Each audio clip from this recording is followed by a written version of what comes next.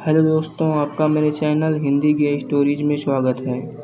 यह निखिल की प्रेम कहानी का पार्ट 2 है।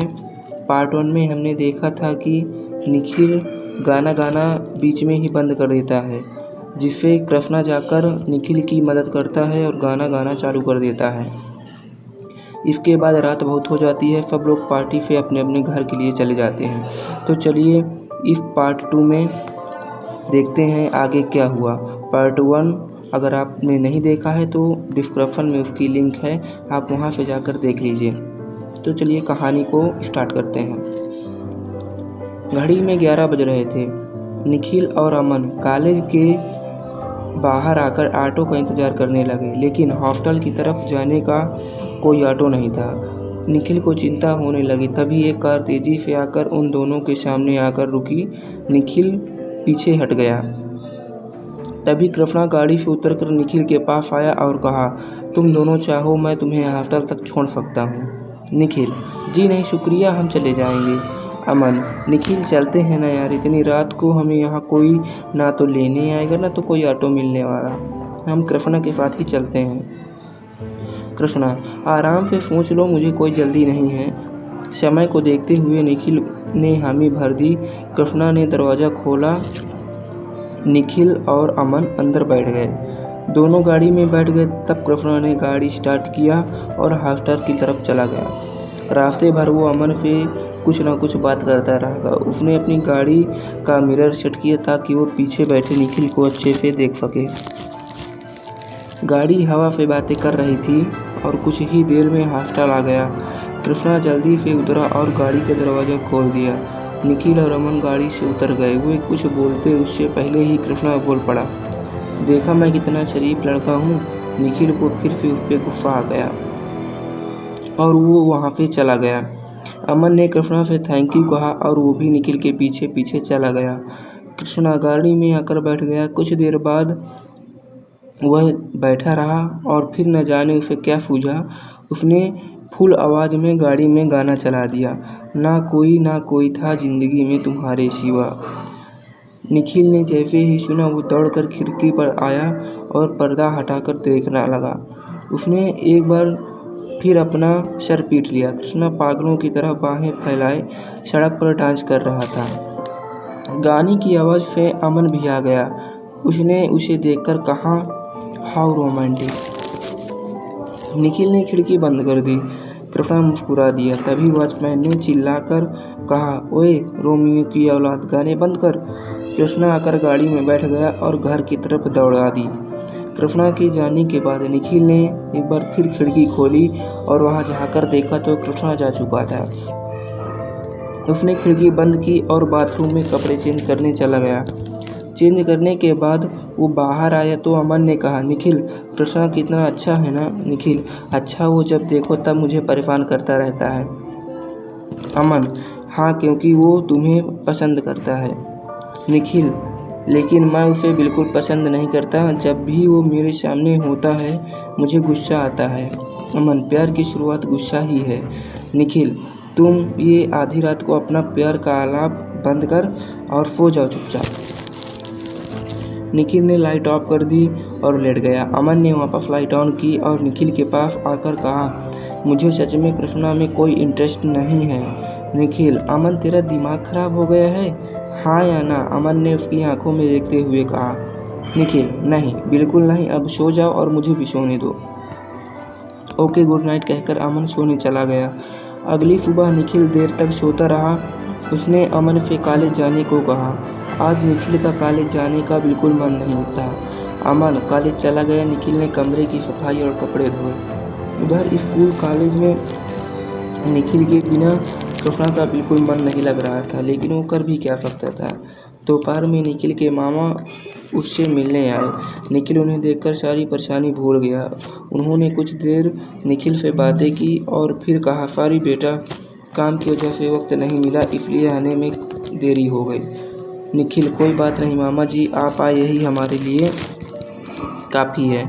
काश तुम्हारी मामी जी भी तुमको समझ पाती तो तुम्हें इस तरह यहाँ नहीं रहना पड़ता।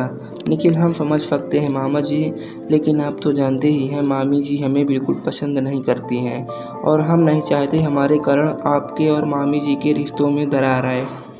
हम यहाँ खुश हैं, बस वक्त निकाल कर मिलने आ जाया करिए। ज़रूर बेटा। अच्छा, तुम्हारे लिए एक तोहफा लेकर आए थे। मामी जी ने चाबी निखिल की तरफ बढ़ाते हुए कहा। निखिल ने देखा किसी स्कूटी की चाबी थी। उसने चाबी को देखते हुए कहा, इसकी क्या ज़रूरत थी मामा जी? बेटा, ये तुम्हारी कॉलेज जाने के लिए है। रोज़ रोज़ बसों में सफ़र करते से तुम्हें परेशानी होती होगी। निखिल ने मुस्कुराते हुए चाबी ले ली। मामा जी साथ में निखिल के लिए और भी ढेर सारा सामान लेकर आए थे। कुछ देर रुकने के बाद वो चले गए। अमन जब कॉलेज से आया तो निखिल ने उसे अपनी नई स्कूटी दिखाई। अमन ने घूमने का प्लान बनाया और दोनों बाहर घूमने निकल पड़े। दोनों अब स्कूटी से कॉलेज जाने लगे। दिन, हफ्ते, महीने निकलते गए। सब धीरे धीरे बदलता गया। नहीं बदला तो सिर्फ कृष्णा। वो अब भी निखिल को वैसे ही परेशान करता और वो उस पर झल्लाता रहता। एक दिन सुबह सुबह जैसे ही निखिल क्लास से बाहर आया, कृष्णा भागता हुआ आया और उसे जोर से टकरा गया। ठोकर इतनी तेज थी कि वो पीठ के बल गिरा और निखिल भी सीधा उसके ऊपर आ गिरा। वो खुद को संभाल पाता उससे पहले हाथ में पकड़े नोट्स उसके हाथ से छूट गए और इधर उधर उड़ने लगे। निखिल को उस पर गुस्सा आ रहा था और कृष्णा उसे प्यार भरी नज़रों से देखे जा रहा था। सब उनकी तरफ ही देख रहे थे। वहीं उठ खड़ा हुआ कृष्णा भी उठा तो कुछ कहता, उससे ही पहले ही निखिल डांटते हुए कहा, आप कभी देखकर नहीं चल सकते? जब देखो तब हमें परेशान करते रहते हैं। निखिल उसे डांटता गया और वो प्यार से निखिल की तरफ देखता गया। फिर उसने फरमाकर निखिल से कहा, मुझे आप मत कहा करो। निखिल, क्यों? कृष्णा, वो जब तुम मुझे आप कहते हो ना तो मुझे हस्बैंड वाली फीलिंग आती है, कृष्णा ने फरमाते हुए कहा। निखिल, ठीक है तो आज से हम तुम्हें तुम कह के बुलाएंगे। निखिल, क्या कह के बुलाओगे? कृष्णा ने निखिल की तरफ देखते हुए पूछा। निखिल, तुम। निखिल ने झल्लाकर कहा। कृष्णा, हाय, कितना चाहते हो तुम मुझे? मेरा नाम रटे जा रहे हो जैसे हर जगह तुम्हें मैं ही नज़र आ रहा हूँ। कहीं तुमने मुझसे प्यार तो नहीं हो गया? निखिल ने कुछ नहीं कहा और पैर पटकते हुए वहाँ से चला गया। कृष्णा मुस्कुराते हुए देखता रहा। तभी अमन वहाँ आ पहुँचा और कृष्णा से, क्यों परेशान करते रहते हो निखिल को इतना? कृष्णा, क्योंकि वह मुझे सबसे अलग लगता है। अमन, हाँ अलग तो है, लेकिन तुम्हें ऐसा नहीं करना चाहिए था। कृष्णा, सॉरी अमन, मुझसे नहीं उससे जाकर कहो। कृष्णा, इस वक्त बिल्कुल नहीं। गुस्सा देखो ना उसका, बाद में मैं बोलूँगा पक्का। अमन, 2 महीने बाद एग्ज़ाम्स हैं और तुम्हारी वजह से उसके सब नोट्स बर्बाद हो गए। जानते हो उसने कितनी मेहनत से नोट्स बनाए थे? कृष्णा, सॉरी यार, अब मैं क्या करूं? अमन, मुझे क्या पता तुमने बिगाड़ा है, अब तुम ही सही करो। कृष्णा, हम तो चलो मेरे साथ। अमन, कहाँ? कृष्णा, अरे नोट्स बनाने में मेरी मदद करो। और कहा उसने अमन की बाँह खींचते हुए कहा। कृष्णा, वो बाद में, पहले निखिल के नोट्स। अब चलो भी। अमन, नहीं मैं आ रहा। कृष्णा ने उसके कान के पास जाकर धीरे से कहा, अगर नहीं आए तो निखिल को जाकर बता दूंगा कि तुमने अपने दोस्तों के साथ चिकन बिरयानी खाई थी और वो वादा भी किया था। अमन ने घूरकर उसे देखा तो कृष्णा बोला, चलना यार दोस्त, निखिल तेरा दोस्त नहीं है क्या? अमन ने खुश होकर कहा, किसका? तुम्हारा? कृष्णा, नहीं निखिल के। कृष्णा घसीटते हुए अमन को लाइब्रेरी लेकर गया और फिर उसके साथ मिलकर नोट्स बनाने लगा। निखिल हॉस्टल चला गया। नोट्स बर्बाद होने की वजह से उसका मन बहुत अशांत था। दो नीचे बगीचे में आग लगी। थोड़ी देर के लिए वहीं आकर बैठ गया।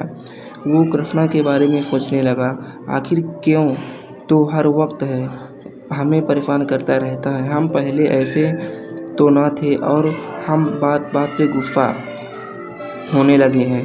हर किसी से चिढ़ना, झुलझुलाहट होना। निखिल गुमसुम सा बैठा था। तभी अमन आ गया और उसे चलने को कहा। अमन उसका उदास चेहरा देखकर सब समझ गया, लेकिन वो जानता था कि कृष्णा निखिल के नोट्स तैयार कर चुका है। रात के 9 बज रहे थे। वो परेशान सी कमरे में इधर उधर घूम रहा था। तभी एक लड़के ने आकर कहा, निखिल तुम्हें वार्डन बुला रहा है। निखिल मुझे मन से वार्डन के कमरे में आ गया। उसने देखा वार्डन के कमरे में एक लड़की बुर्का पहने बैठी थी। उसका बड़ा सा पेट देखकर निखिल को लगा कि वो प्रेग्नेंट है। तभी वार्डन ने कहा, निखिल ये कुछ देर के लिए यहीं रुकेगा, बाकी लड़कों के कमरे में बहुत भीड़ है, इसलिए थोड़ी देर ये तुम्हारे कमरे में ही रहेगी। ध्यान रहे ये पेट से है, इन्हें कोई परेशानी ना हो। इन्होंने अपने पति को फ़ोन कर दिया है, वो थोड़ी देर में आ जाएंगे। निखिल ने हामी सर हिला दिया। वार्डन ने उसे निखिल के साथ जाने का इशारा किया और खुद काम में लग गए। निखिल उसे लेकर अपने कमरे की तरफ बढ़ गया। निखिल उसे सहारा देकर कमरे में ले आया। अमन भी वहीं मौजूद था। निखिल ने उसे बैठने का इशारा किया और पूछा, आप कुछ लेंगी, पानी, कॉफ़ी या चाय? उसने नामे गर्दन हिला दी। निखिल, ठीक है, आप आराम कीजिए। अमन अपने पलंग पर बैठे कोई मैगजीन पढ़ रहा था और निखिल अपने कपड़े समेट रहा था। तभी निखिल के पास एक बाल आई। उसने बाल उठाकर सामने दिखाई दी बुर्का वाली लड़की झुककर कुछ उठा रही थी। तभी उसके बुर्के से दूसरी बॉल आ गिरी। निखिल ने शक भरी नज़रों से उसे देखते हुए पूछा, कौन हो आप? वो कुछ नहीं बोला।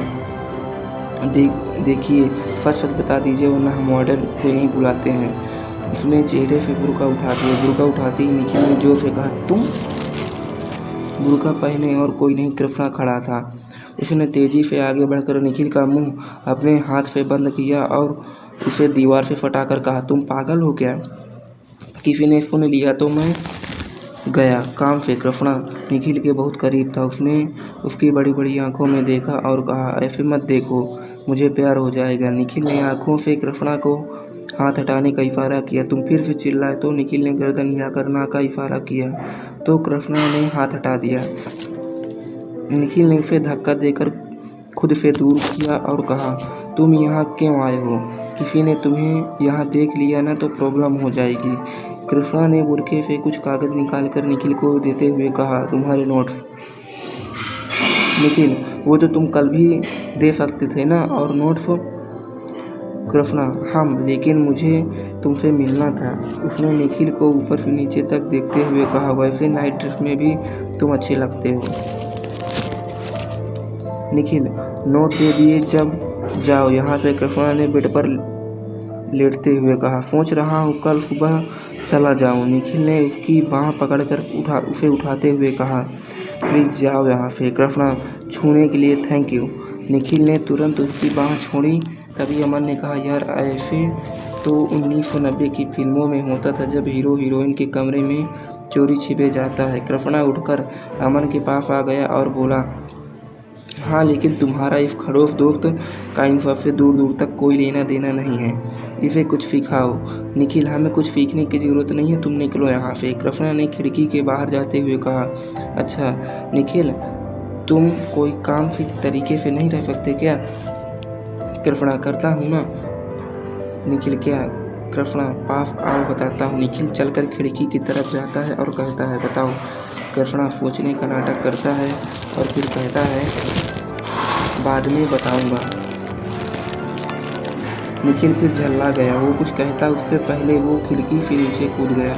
निखिल बेड पर आकर बैठ गया और अमन उसके पास आकर बैठ गया। तो निखिल ने झुंझलाते हुए कहा, इस लड़के का हम क्या करें?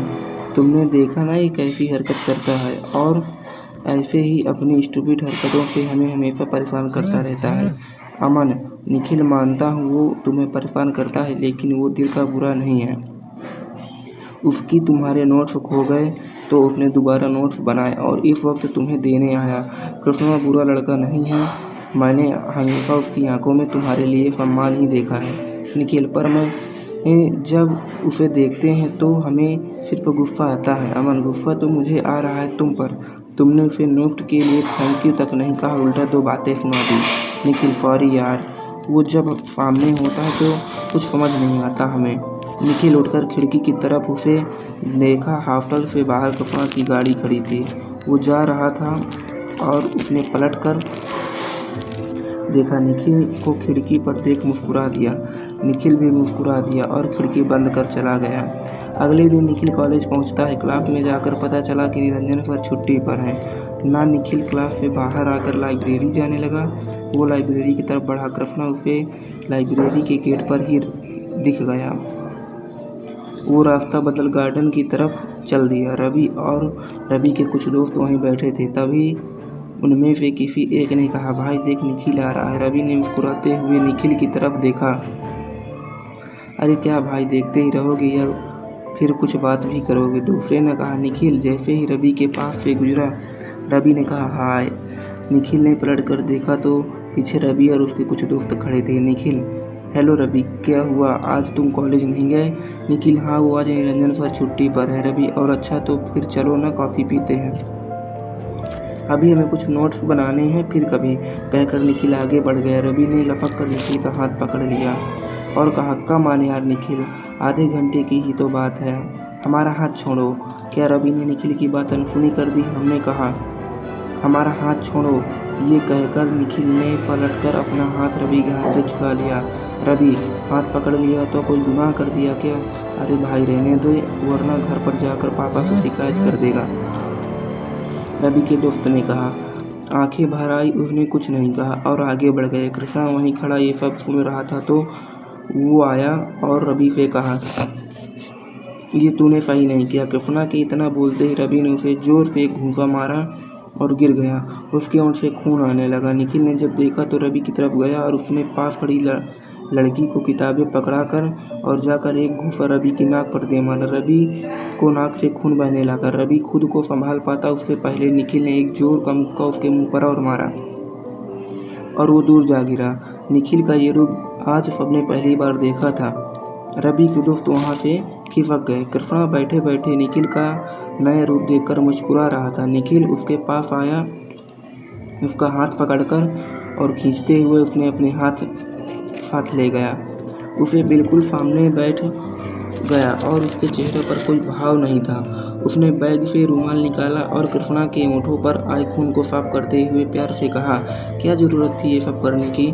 उसने एक घूंसा मारा और तुम ज़मीन पर। कृष्णा, लेकिन वो तुम्हारे साथ बदतमीजी कर रहा था। निखिल, जानते हैं, पर जब हमने कुछ नहीं कहा तो तुम्हें क्या ज़रूरत थी? वो अमीर बाप की बिगड़ी हुई औलाद है, शांति से रहकर पढ़ाई करनी है, इसलिए हमने उसके मुंह लगना ज़रूरी नहीं समझा। जैसे जैसे निखिल बोलता जा रहा था, कृष्णा गर्दन हिलाया जा रहा था। जैसे निखिल उसके बाद को छू रहा था तो लग रहा था जैसे कोई उसके दिल को छू रहा है। वो मुस्कुराते हुए निखिल में खो गया। निखिल ने देखा उसके हाथ में भी चोट लगी है। उसने वो रुमाल कृष्णा के हाथ में बांध दिया और उठकर जाने लगा। क्या तुम मेरी दोस्त बन सकते हो? कृष्णा ने मासूमियत से पूछा। तो अब आगे निखिल ने कृष्णा की बात का क्या जवाब दिया, ये अब हम अगले पार्ट में देखेंगे। और जब दूसरा पार्ट है, जब तीसरा पार्ट इस कहानी का आ जाएगा तो उसका लिंक मैं डिस्क्रिप्शन में दे दूँगा। और यदि कहानी अच्छी लगी हो अभी तक की तो वीडियो को लाइक और चैनल को सब्सक्राइब कर दीजिएगा। तो जल्दी ही इसका तीसरा पार्ट मैं अपलोड कर दूँगा। तो मिलते हैं अगले वीडियो में, तब तक के लिए नमस्कार।